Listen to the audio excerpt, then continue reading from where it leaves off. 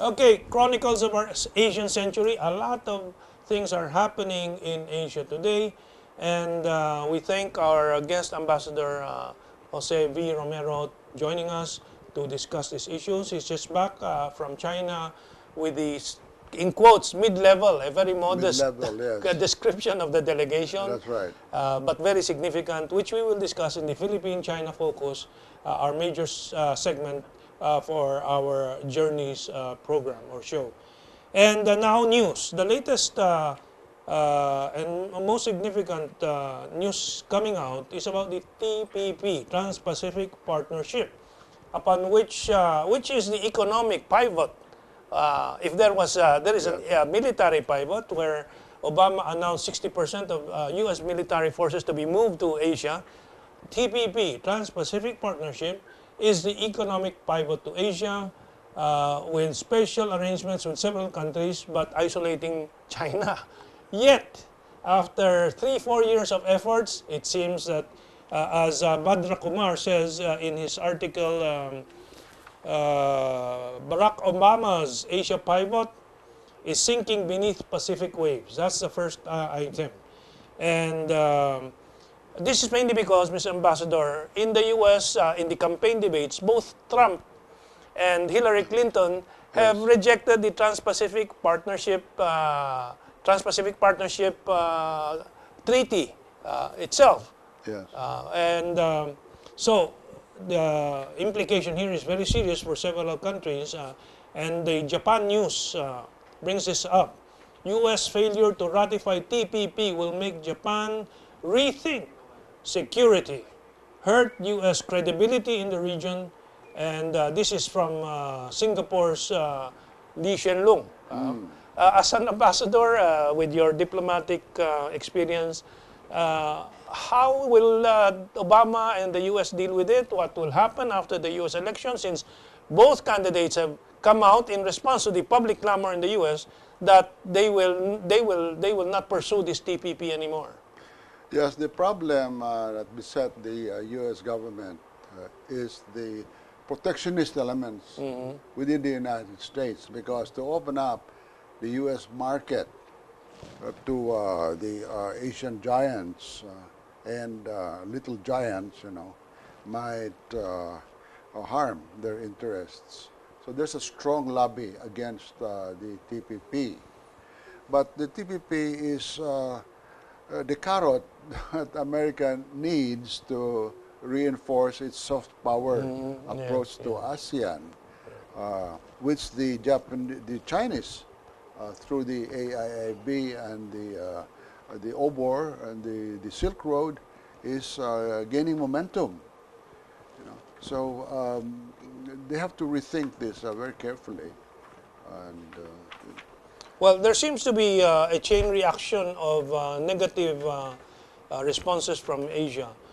For example, Vietnam has delayed its parliamentary vote on the TPP. Of course, how can it approve it if they're not sure whether the U.S. itself will approve it? yes. And I think this is one of the reasons why the Prime Minister of Vietnam has visited President Xi Jinping and signed many agreements ahead of our own president. And we know that we've often been compared with Vietnam in relation to China, but Vietnam is more aggressively friendly than the Philippines. And you just came from your trip. What would your advice be to President Duterte in this regard? Well, President Duterte is starting a new approach in Philippine foreign policy, which has been defined in the Constitution as an independent foreign policy. Now, he's pursuing that, but that doesn't mean to say that we discard traditional friends and allies. We are going to befriend more people. That's right, yes. So it's addition. As in politics, it's not addition. It's not subtraction. It's addition. So we're adding to our friends, a very close neighbor whom we may have ignored in the last 6 years. So our trip to China was basically a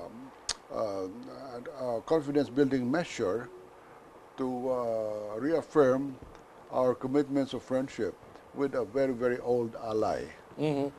Well, I hope your trip is one of the progressive steps we know, but this will be followed by more trips of your organization, the PCFR, CFR, Philippine Council for Foreign Relations, where yes. you have a combination of former diplomats and former Yes, security yes, officials, yes. generals, admirals, and so on. Yes.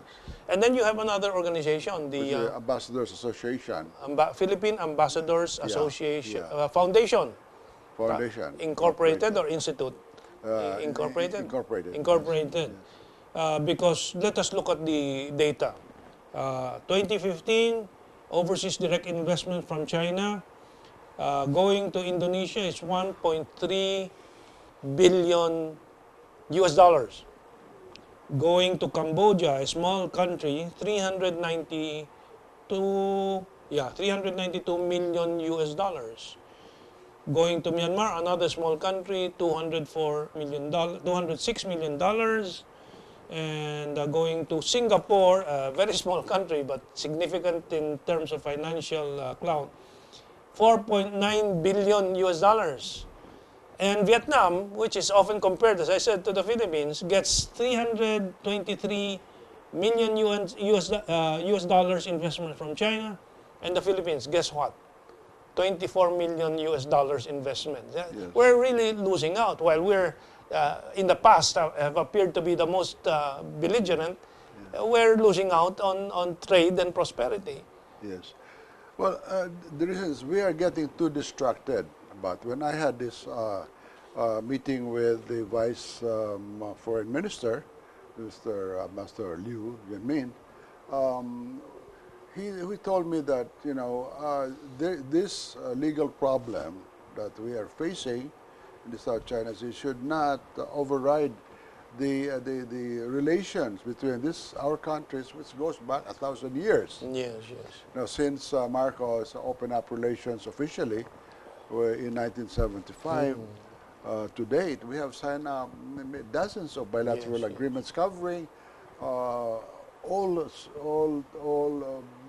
sectors of Philippine life, fishing, even military, you know, economic, cultural, in fact, I think there's social. a VFA agreement with There was China even too. a VFA agreement, visiting forces in China, which has been derailed. The past 4 years at In least. the last 6 years. 6 years. The last 6 years been derailed. So our visit there was to get back on track. Again, these bilateral agreements. Yes. Because that alone, according to the Vice Minister, is a way of rebuilding trust and confidence between the two nations. You know, even as there is this overhang of legal problem, which is not going to define our relationship. It's a blip and thing, which can be discussed between friends. Yes, yes. Etc. We'll have more of that later on the Philippine-China focus, and we discuss your trip with other members, the other 15 members of the delegation. And you were there for 1 week? Well, we were just there for a few days. A few days, yes. yeah, okay. So we have a lot to discuss there. The second news item, of course, the past month has been the counter pivot, meaning the China-Russia military exercise in the China Sea and the South China Sea. So that was significant, but this was called the counter pivot. Yes. But in our discussion on this item, you said the real news is the economic change, the economic developments, AIIB for one, and so on.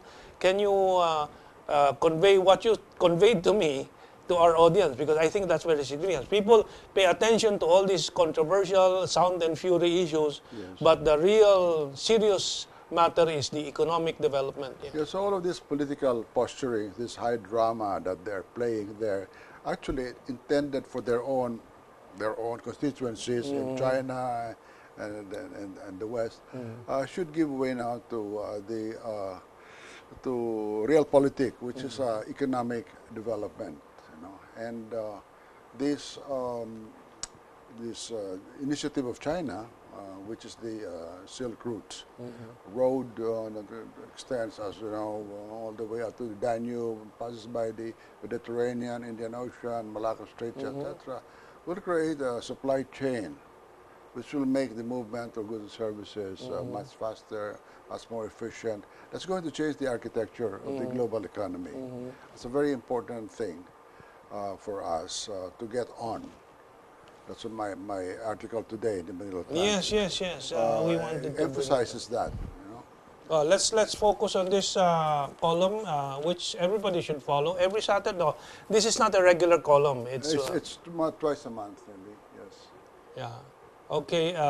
Time for us to jump on the OBOR bandwagon. What is the OBOR? I'm sure many people are wondering what does it mean. OBOR is one belt, one road.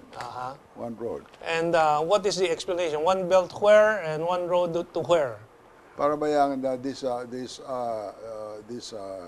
what's called a C5 and a C6 or whatever it is, circumferential thing. It's a loop, that brings in all of this nation that it passes through, which is all the way to Europe, back here in Asia, and so forth, and so on. And that you discussed that in your trip with Vice Minister. I asked them that why we're not yet included, and that we would be interested in getting on the bandwagon, and they said, well, that's not really a problem, no less than President Xi Jinping had assured former Speaker de Venecia in a recent get-together in Jakarta that this is possible.